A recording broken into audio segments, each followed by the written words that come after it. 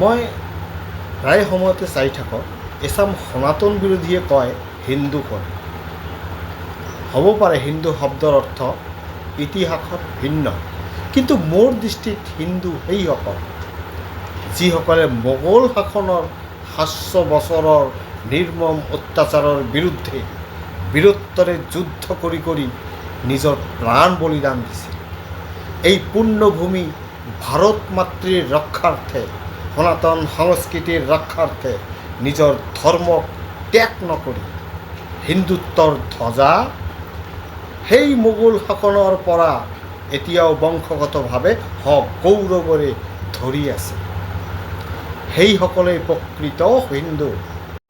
মনত ৰাখিব, সেই সময়ত যিসকল হিন্দুৱে আক্ৰমণকাৰীৰ দেখুওৱা লোভত পৰি, আক্ৰমণকাৰীৰ ভয় পাই হিন্দুত্ব ত্যাগ কৰি আক্ৰমণকাৰীৰ মত পন্থৰ শৰণাগত হৈছিল, সেইসকল হিন্দুৰ বংশবীজে এই ভাৰত ভূমিক ৰক্ষা কৰিব বুলি আশা কৰাটো মূৰ্খামি, আৰু সেইসকলক এই ভাৰত বিষয়ে জ্ঞান দিয়াৰ প্ৰয়াস কৰাটো বৃথা প্ৰয়াস।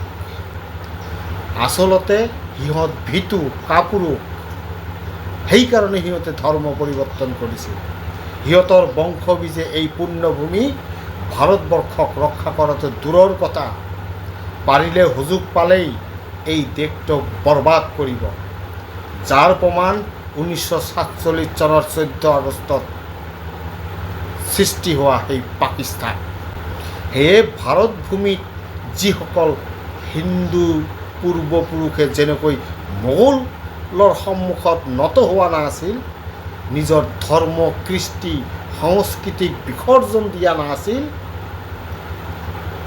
আৰু বৰ্তমানো সেই বীৰৰ বংশবীজৰ তেজৰ মাধ্যমেৰে এতিয়াও ধৰি ৰাখিছে, তেনে বীৰ হিন্দুৰ বংশবীজেই পাৰিব ভৱিষ্যতে এই ভূমিক শত্ৰুৰ হাতৰ পৰা মৃত্যুক সাৱটি লৈও ৰক্ষা কৰিব।